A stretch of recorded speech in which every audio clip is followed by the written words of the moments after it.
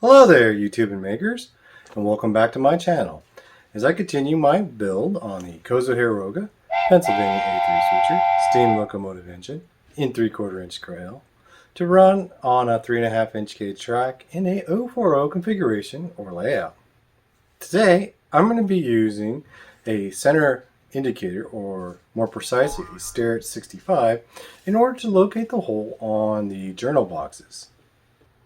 Kozo refers to the center indicator to use for this build as well as several others when it comes to loading a workpiece into an adjustable 4-jaw chuck. Since the center indicator is so prominently featured by Kozo, I thought I'd give it a try and check it out and compare it to a dial test indicator. So be sure to stay to the end of the video and I'll give you kind of my thoughts and experiences on that, as well as sharing with you another great Journeyman trick of the day. So come on over here and join me at the bench and let's make some chips. The tools I'll be needing are going to be my acetone, my blue dicum. I've got 3 options here for layout. I've got a veneer high gauge, which is nice because it sets it exactly where I need, a surface plate gauge, as well as a set of Jenny calipers or hermaphrodite calipers or odd leg calipers. They go by multiple names, and I'll be setting the heights with both the caliper and the surface plate gauge, which is a steel rule. Mine, though, has measurements in tenths, hundredths, 64ths, and 32nds, so it gives me a lot of options to pick. Another thing I can use is a adjustable parallel and set the height in my micrometer and then match it up to these two. The only thing I really wouldn't be using to set my heights are a caliper, and it's not something I'm really into because it damages the jaws. And the distance I'm trying to measure is basically going to be the hypotenuse of the triangle. So depending on where I line up the rear jaw on the edge, it's going to vary the point it's going to leave a marking. So that's not very consistent. But if all you have is a caliper, that's all you have to work with. Now, I don't have very good advice for laying out a nice bit of blue dicum here. It's just a thick, sloppy mess. So if you've got any good tips on this, please leave a comment below. I'd like to kind of dial this in a little bit. But let's me talk about this height gauge. And I love this thing because you could roughly set it in, and then there's veneer markings, and there's a fine thimble on the side to really dial it in. But that means having to use the factory scribe. In this instance, I'm using a steel rule. I've got tenths, hundredths, 64ths, and 32nds, so I could really pick and choose whichever one's going to get me the closest to the dimensions called out for by Kozo Hiroka. And it's kind of nice in that he's got some odd fractions in there, so maybe decimal place will be a bit easier. I like to open my calipers, and calipers a little bit wider and then squeeze in. But as you see, I'm having a little bit of trouble here. It's really time for me to take these suckers apart, give them a good cleaning, and possibly stone the mating surfaces. Well, if I get a precision ground stone, it's definitely something I want to get and would be great for this, because it just jumps and squeezes when I squeeze it in a little bit too much. A piece of advice that everyone recommended was to get a piece of dead flat float glass. So that could be used obviously for surface plate and for doing layout work and setup. So I'm going to be kind of using that for some other specialty projects versus this ginormous granite surface plate, which is a bit much for some of these parts, but it's a good companion to have. On my surface gauge, not surface plate gauge, it's a surface gauge, I'll also be using a steel rule to set its height. And I'm going to roughly adjust it in by the angle of the bar and sliding the scribe up and down a bit. And then on the base of the surface gauge, I've got a fine thimble here. You see me adjusting to dial it in more precisely for the position I need on the reading. So once that's done, I can go ahead and make my mark. And because I have the hermaphrodite calipers and the surface gauge, I can do the 1 dimension because this is a rectangle, and then use the other tool that I've set to mark the other crossing line. And that just makes it for much more efficient and a little bit easier to do, especially when doing something like, what is it on this tender? It's going to need like 8 of them, and that's assuming no parts are scrapped whatsoever. And then I'm not going to hammer. So just to be clear, I'm not going to hammer on my granite plate. I'm just demonstrating that I'm going to be using a loop here to align my punch. Now I want to make sure that I have my punch absolutely perpendicular to my layout work besides being aligned up, because it seems that an angled punch mark could impart some error into the center indicator. I'm going to put this granite plate away and I'll get that punched in. First thing I'm going to do is bring my cross slide as close as I possibly can manage to the chuck. So I'm going to bring it in close, keep moving around and make sure that none of the jaws bump, and that so that I can have as much clearance as possible to bring my tailstock up and close. Now I'll be using a live center, and that's mostly because the dead center is just a tiny bit too short to work in this application. And I want to be able to have the point of the center as close as possible to my layout lines. In the literature, it does suggest using the A center in the tailstock to initially get the alignment as close as possible before utilizing the center indicator. And in my case, I'll just be using my tailstock to line it up to the lines in the punch mark and to press it into the chuck just to kind of hold it in place and bring my jaws in position. And at some point I'm going to also give the workpiece a nice clean little tap to make sure it's well seated against the chuck and in the jaws there. So as you can see here, just bringing in the jaws not so that they're really tight or anything, just so they barely touch. And I'm just doing this to kind of do myself a favor and cut back a little bit on setup and adjustment time. And so I want to push it one way or the other and damage the punch mark or my center, or my live center, excuse me. I'm going to quickly do an initial look over with my loop, see where it's at, and kind of get things adjusted a little lineup. You can see here a little bit more zoomed in. I'll be doing the opposite jaws, so like A and C, B and D separate, and to get my center as close as possible to the lines in the punch mark. The center is not touching the punch mark at this point, so just getting it lined as visually as close as possible. And I found that I got within 7 thou or so. With the Starrett 65 kind of outsized to a micro or desktop mount, I needed a solution, and I had it all along. It was my mill vise. I didn't need to make a custom jig or rig or buy anything extra. I could mount it in the front of my cross slide or the rear of the cross slide, but honestly, I mounted the front of the cross slide. All I could ever see would be just a giant shot of the vise. So I'm going to go ahead and mount it to the rear of the cross slide, and it actually makes it more entertaining for myself because I could really see this tool in action. The position of the vise isn't super important. It's just really about getting it to clear, because one of the nice things about the center is that it kind of self-corrects for a lot of misalignment issues, and I'll kind of discuss that in a little bit. But for the sake of first try and purposes, I'm going to try and get everything lined up in a single center line from the chuck to the tailstock, and we're using just a dead center. And as you see, this larger 4400 shoreline length is just big enough that I could use the entire length of the Starrett 65 center. So I'm going to try and bring it a little bit closer, and really I'm just right now fussing with just trying to get everything lined up in the same plane, horizontal and vertical. One of the neat things with the Starrett 65, it's got this leaf spring that can be loaded up with about 5 or 10 thousandths tension and brought into the workpiece to hold.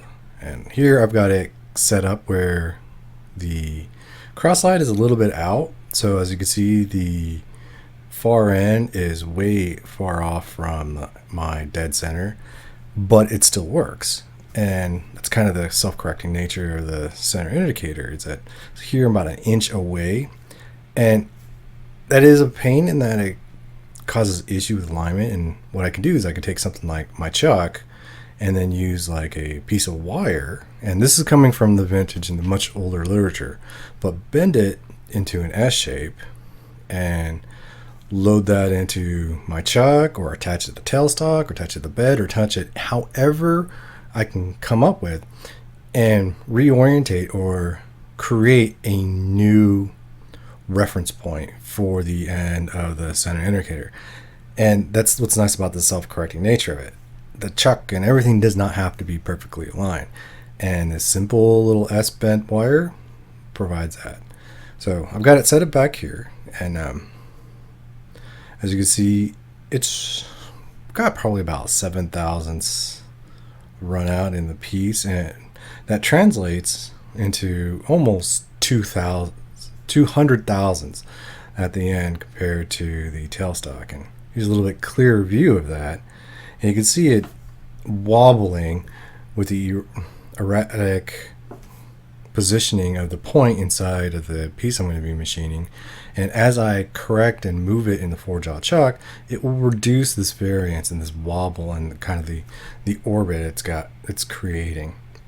And so it's a kind of a neat tool that works fairly well. And one thing though I need to keep common is that when adjusting the piece I'm going to be machining, so the journal boxes, I need to move it in the opposite direction I'm moving the variance on this tip here.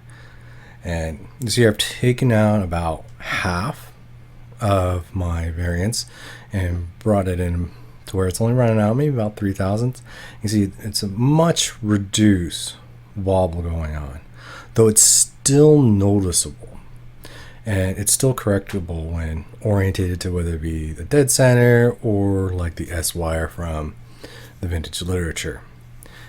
And getting into kind of that, how much variance and resolution this provides is assuming everything's correct. So here I've got about 11 inches on the wall end, and then roughly about an inch from the gimbal to the workpiece. And doing a little bit of trigonometry and calculating that out, if I were to have say 10 thousandths run out on the workpiece, that roughly translates into 192 thousandths of movement on the end of the center indicator, which is and should be fairly noticeable. I've already gone ahead and dialed in my center indicator as best as I could tell for a first go. And that's because honestly I did it off camera, because it would have just been the same shots of a needle tip with an orbit getting less and less and less erratic. I've gone ahead and used the vise from mounting the center indicator here, just so that I can kind of make things a little bit more consistent in this DTI test. And I'm going to give my dial test indicator about half a turn of resistance on there. It's just as close to zero as I can, because as you can see here from side to side, I'm off by about 10 thou. And one thing I found useful is using a wrench as kind of a Tommy bar or something to kind of fine-tune adjust it. And as you can see, just tapping it and moving it a little bit, there's a little bit of bounce back, and I think that's due to flex in the belts on the headstock. So having this little Tommy bar bit going on really cuts back on a lot of pain and hardship of dialing in the cant on the blocks that I'm going to be working on. But I'm going to run to side. See, it's still a little off, about half a thou or so. So again, Tommy bar to fine tune.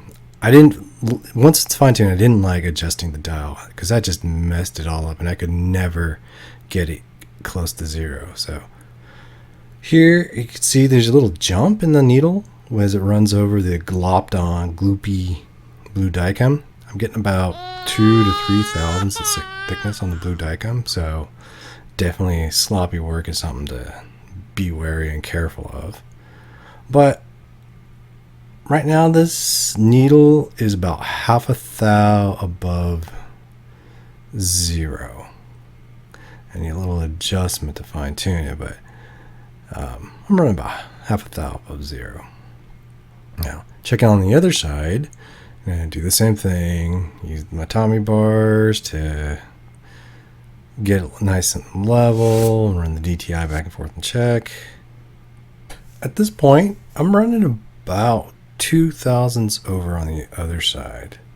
So it's really just within the thickness of the needle over below 2 thousandths.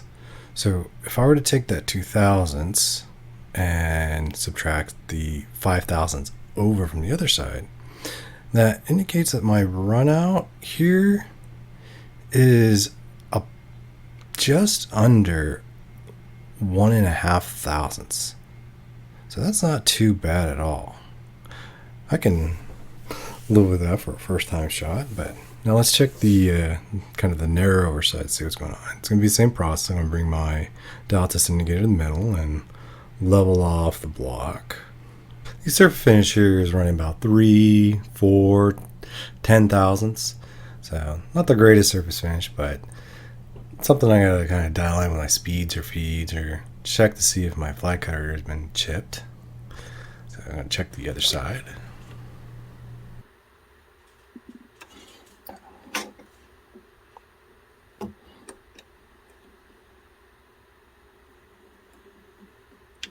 Oh shoot. Ran it into there. Oh well. I gotta start from the beginning. Now I'm going to check the other side and get it all dialed and level. Go back to use my Tommy bar. Great for, as always, large and small adjustments. And once that's level, so see here, running a little bit over, I thought maybe the width of the needle, and check the other side. And ooh, gotta rotate that around and get that tightened up. A little more fussing, and we just about got it level. You really see what the surface finish does on there, but one side to the other. I'm thinking that that's really not much more than half a thou out from side to side, which is pretty good for using for the first time a visual tool I've never had experience with before. Today's Journeyman trick of the day has to do with layout work, and if you see in an early video, I actually applied it to this portion of my make.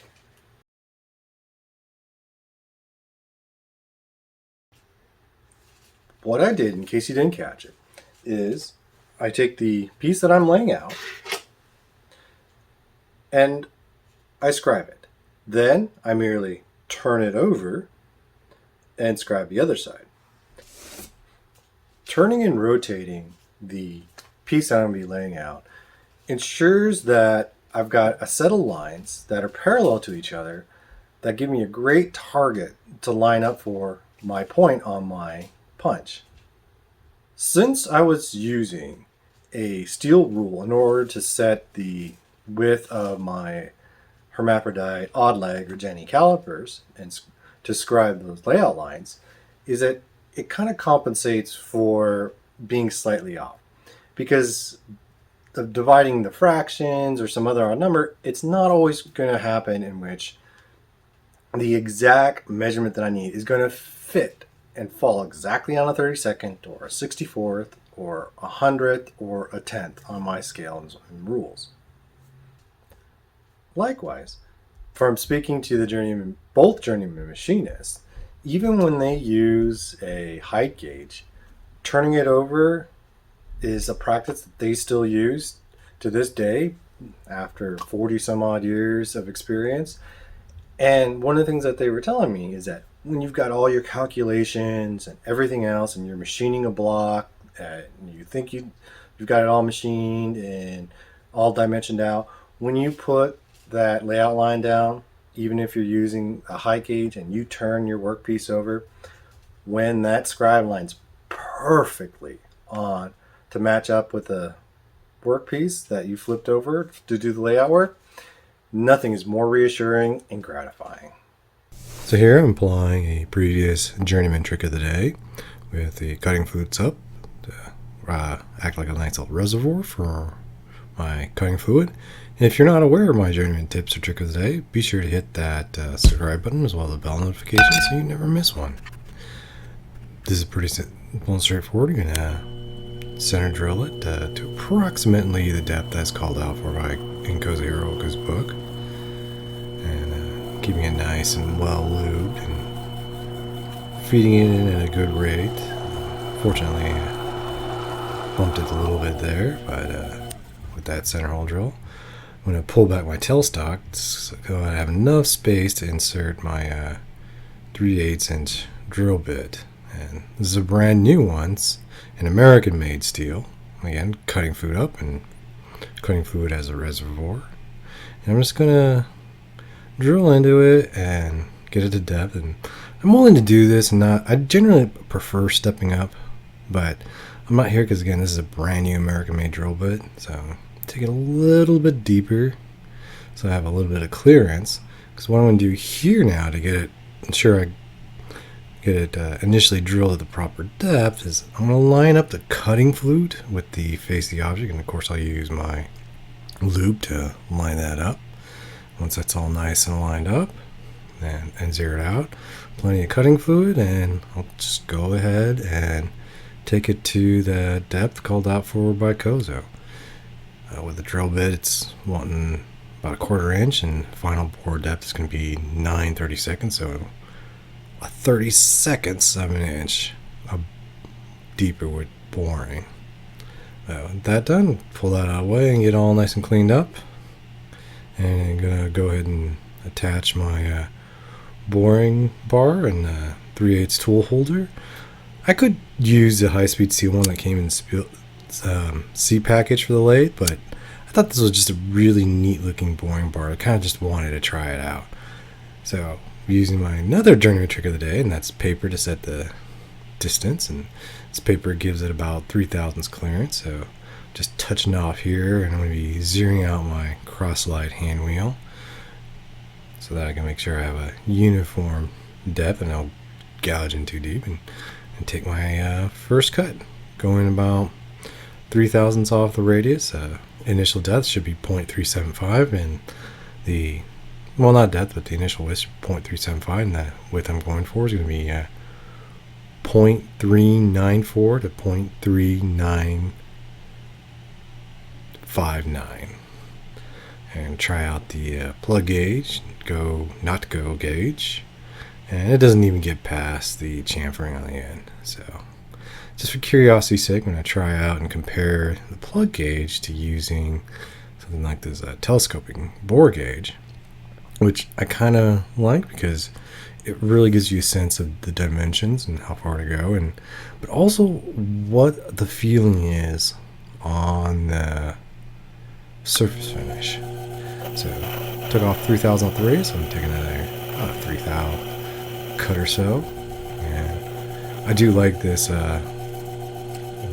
boring bar from Sharpe. It's the smallest one they have available, but the only thing is it doesn't have a lot of meat to it, so it can really get into a small space, but there's not a lot of surface left for resharpening.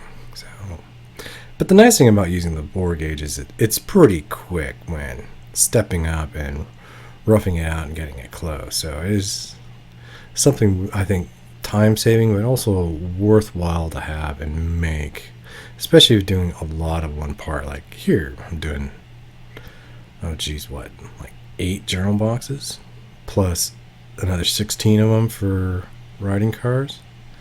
And definitely with this telescoping bore gauge, I could really get a sense of the surface finish. And I could tell right away that for the geometry on this boring bar, it does not, with my material, seem to like back cuts at all. So I've got to make sure to bump over my cross slide just a little bit before backing out so I don't get that nasty back cut. And here right away I can immediately tell that the back cut is very different, or not the back cut, but the pressure cut is very different, feels very different and much smoother. And you just go ahead and use my go gauge and see the fit. It's getting closer, not quite there. It is really practical. Oh, that is close, tight. This is just sitting in there on the 9.4. Now listen to this sound. That is a tight fit, airtight fit. Keeping my speed, I like that speed, it's doing me good. Now for pressure, finish. And just get it just over that 0.394, though less than 0.3959 or less, because the cutoff is 0.396 as being a scrap part for these journal boxes, according to Kozo. So, nice pressure cut, remove just a little bit of material. Beautiful. That in there, interior of the bore, I would hope it shows on video well, looks like glass. It's exactly what I want. That's the thing about using the collapsing bore gauge. You need space to clear and wipe it out. Make sure you don't get any chips. And see, it goes right in and right to the 396.9. So that's the right size. I'm going to measure with the bore gauge and see where I'm at. It feels very nice and smooth. And 0.3941, that's just 10th thou over the minimum. So that's good. Some of my thoughts on using the Starrett 65. Overall, I thought it was a very interesting tool, and one that I think I would keep in my drawer of tools, and has a place and has a future with me. That being said, a nice set is very expensive. And like my example of the Starrett 65, I was very lucky that it came with the ball. On closer examination, while doing a detailed cleaning, I saw that the ball that comes on the end is also tapered, has a taper cut in the center hole to match the pointer. An original Starrett 65 or the Brown and Sharpe version are very expensive. And for what it costs to obtain a Starrett 65, a person could easily get a Mitutoyo dial test indicator, well, a used one in nice condition, as well as a magnetic standard base. What you saw was the very first time I had ever handled one. And I did go into this by researching a lot of vintage literature, which I found a great article, which I'll refer to in the bottom or in a card somewhere around here. But it was a neat article that was written at like an academic publication and very well cited to the original sources. The center indicator is a tool in which it requires finesse and experience.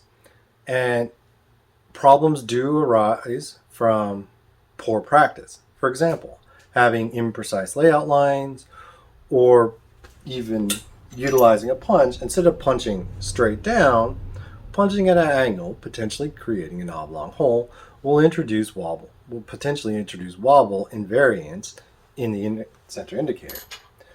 So it does require better overall practice in every single step.